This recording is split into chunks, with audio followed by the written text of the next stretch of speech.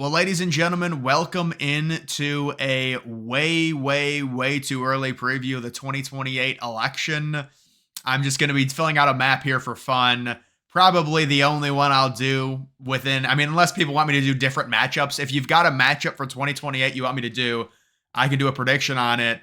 But this is just for fun. It's a way too early. I am going with Newsom versus Vance. It's kind of like the cookie cutter matchup right now. These were the odds I was able to see. You can see right now Vance, the heavy favorite when it comes to the Republican in 2028. I'll do an official video where I talk about the different Republicans that can run in 2028, but Vance is going to be the heavy favorite. The fact that he's the VP, you would figure he would have Trump's endorsement, the way he handled himself on the campaign trail, how he did during the debate, the fact that he was able to bring his approval rating up, his backstory. It just seems very obvious right now that Vance is the heavy favorite when you look at the Republicans, even though they are going to have a primary and everything, considering, although you can see there's Trump right there. Maybe we will change the amendment there to get Trump to run for a third term, but no, I highly doubt that's going to happen. And then when it comes to the Democrats, I don't know if the Democrats are, let me just search 2028 and find the Democrats. Because theirs is a lot more open. They've actually got Josh Shapiro. Oh no, Newsom is the favorite. Yeah, so I'm just doing Vance versus Newsom. I mean, to me, Newsom might have peaked a little bit too early, honestly. If I had to make a prediction right now, I honestly might say Newsom, but he's from California. I don't know. You could be looking at Newsom and then Whitmer as the VP. That's like as cookie cutter as you can get. Whitmer, like it could be a thing where Newsom and Whitmer are the clear top two. Newsom ends up winning the primary and then picks Whitmer, and you've got that balance the ticket thing going on. I don't see Buttigieg. I mean, Buttigieg maybe for a VP. I think I'll do a different analysis video. But looking at these, John Fetterman, it certainly won't be him. Tim Walz, could you imagine? Tim Walz makes a comeback. Mark Cuban, I would put Mark Cuban higher than a lot of these people, honestly. I don't know if it will be Cuban, but he's trying to angle for something. But either way, guys, this will just be the prediction. This is just a shot in the dark. All right, but we are going to look at the voting trends. You're going to factor that in when you look at 2024. Obviously, some of these states trending more to the right than others. You could also argue, if you're a Democrat, it was just Harris was a terrible candidate. They put her in really late. There was no primary. There was no, motivation. The people didn't support her.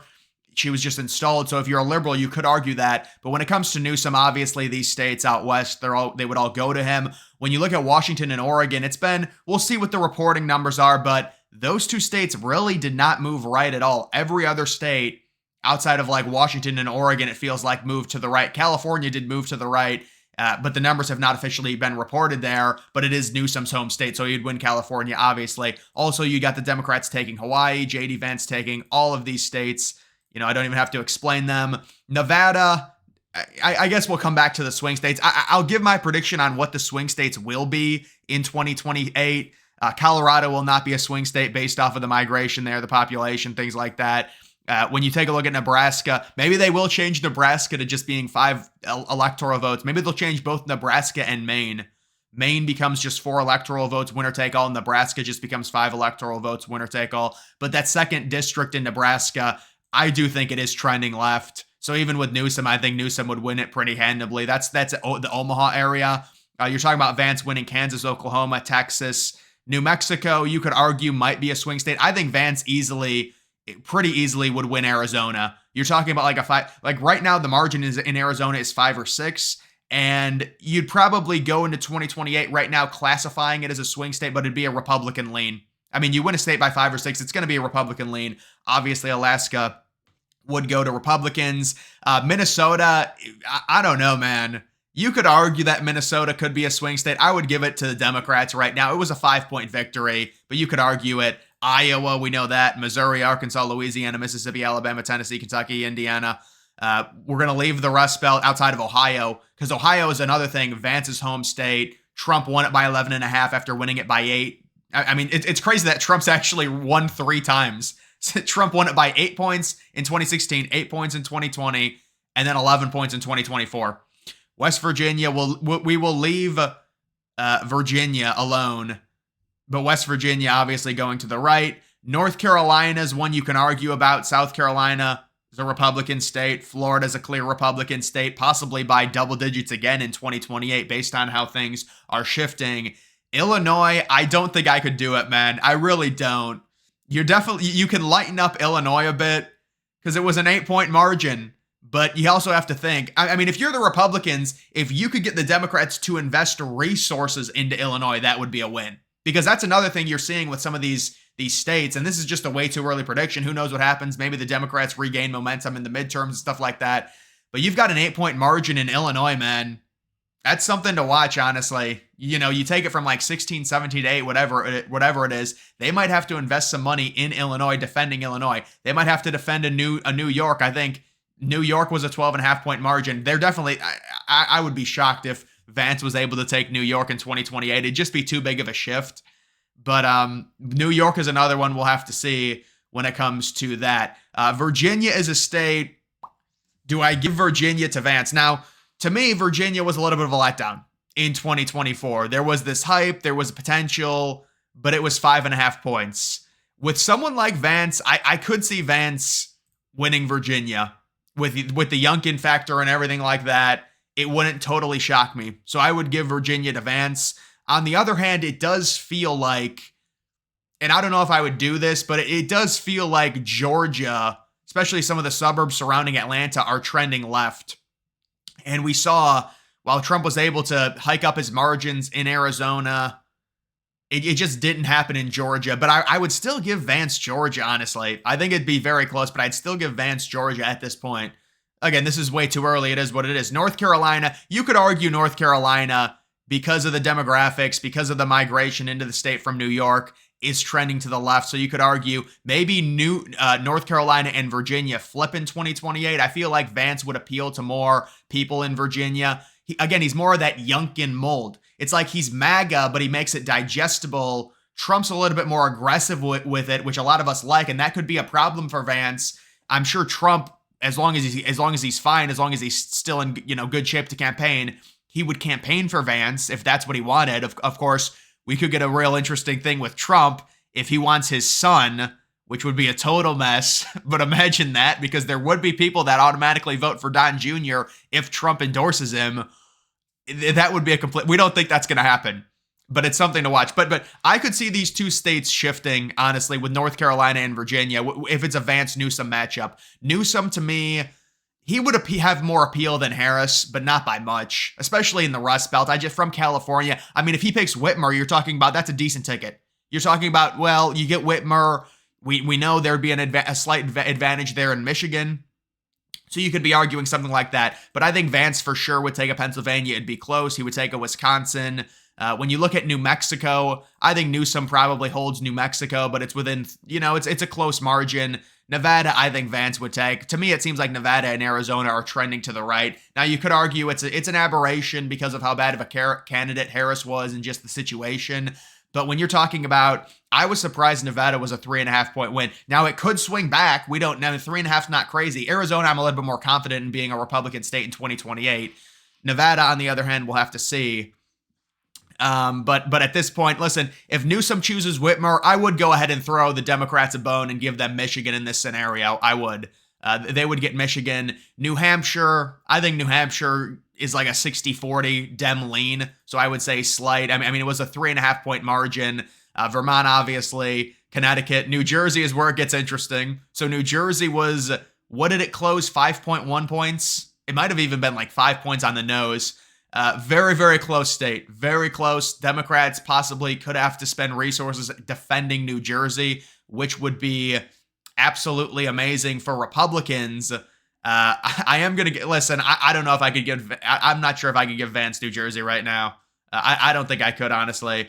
Obviously, all these other states would go to the Democrats. And then when you're talking about Maine at large, I would give Vance Maine. Well, I don't know. I mean, listen, you're just throwing a dart at a dartboard at this point when it comes to it. Vance would obviously take the one district. Newsom would take the other district.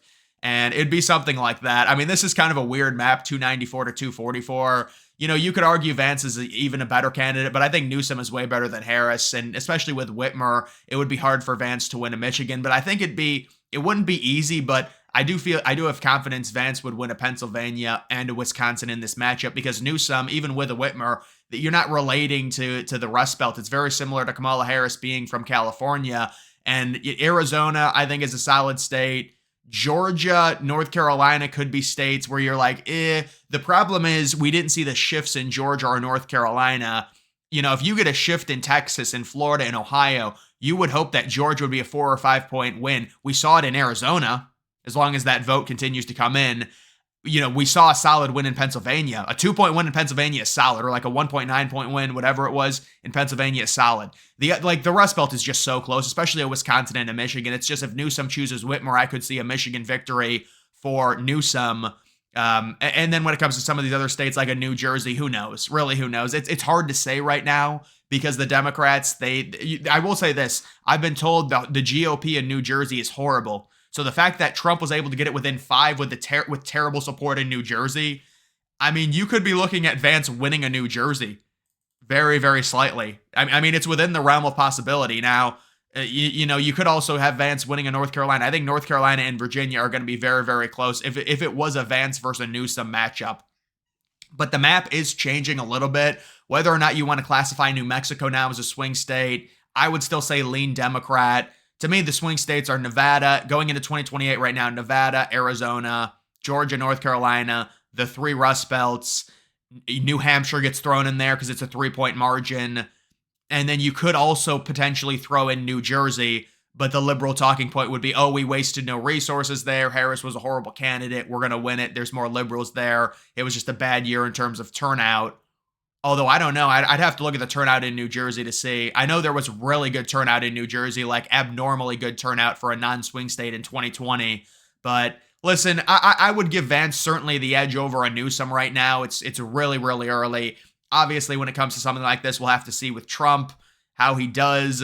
People tend to, get sick of parties when they get into the White House. So it'll be interesting, but Trump will very likely campaign for Vance, and that's why Vance is the overwhelming favorite. When it comes to the Democrats, Newsom is just the cookie cutter answer. Again, I would assume that Newsom probably peaked too early and it's going to end up being someone else. But right now, he's like the cookie cutter main answer. There is a thought that the Democrats, they had 2 women. It didn't really work out. You choose Biden in 2020, he wins. They're probably going to go back to a dude. That's not for sure, but I'm just saying there is kind of that rumor going around. And Newsom would fit the bill as like, your typical liberal white guy who is kind of the slimy politician. He's got a way with words.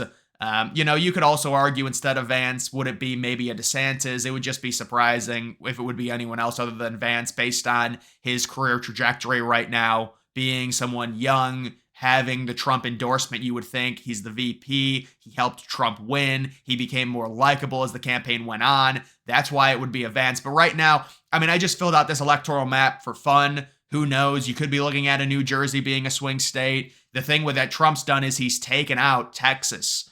And Texas now is a 14-point win for Republicans. I don't know if Vance is going to outdo that, but you would consider Texas now a dark red to where it's not a swing state. Florida's not a swing state. Ohio's not a swing state. We understand that. And again, I think if there's one state you want to classify that was a swing state in 2024 that's maybe leaning one way, it would be Arizona leaning right. That's the state I would look at because you're looking at a 5 or a 6 point margin. You could also argue Nevada is potentially around a 3.5 point margin, leaning right as well. North Carolina, I just think the people moving into it are very liberal, and it was still relatively close. Georgia also had the factor to where the suburbs did move left, even though every other place in the state moved to the right. I still think Vance would be able to carry it by like a point to a point and a half. But you'd be looking at a Virginia with Vance as a candidate, not Trump, possibly being more relatable, fitting that Youngkin mold a little bit better.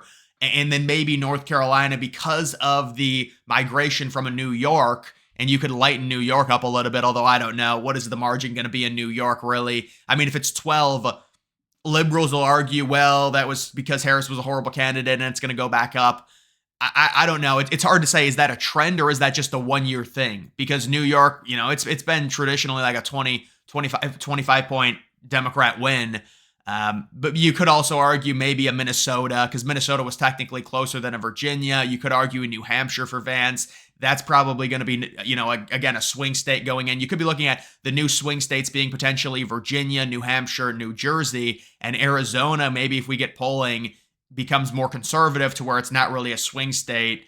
And really, we know Florida and Ohio at this point are not swing states. And ideally, I feel like Pennsylvania is really relatable to Ohio. And we saw what happened in Ohio where Republicans and Trump were able to make it just a Republican state. You know, imagine that happens in Pennsylvania. Imagine you're able to make Pennsylvania like a dark red. The math is just amazing at that point. If you're able to turn Pennsylvania just like you did Ohio, because you've got some major cities in Ohio, you've got the same major cities in Pennsylvania, you've got rural areas. I mean, the problem is you've got Philadelphia. That's a different ball game than like a Cleveland, a Columbus, a Cincinnati. So that would be the thing you'd have to overcome. But like the surrounding areas Republicans did gain in Pennsylvania, it would just be interesting to see if they could turn Pennsylvania, maybe not to the level of Ohio to the degree, but like a 5 or 6 point win, how easier it would be. And I think that'd be one of the big problems. I mean, they would get Whitmer as the VP with Newsom to try and balance it, not just male with female, but also the Rust Belt with the Whitmer appeal with the Rust Belt, you would think. Although I think it would only happen in Michigan. Outside of that, I don't see it. Either way, guys, that's going to do it for this video. Make sure you follow me on X. Link to that's always in the description.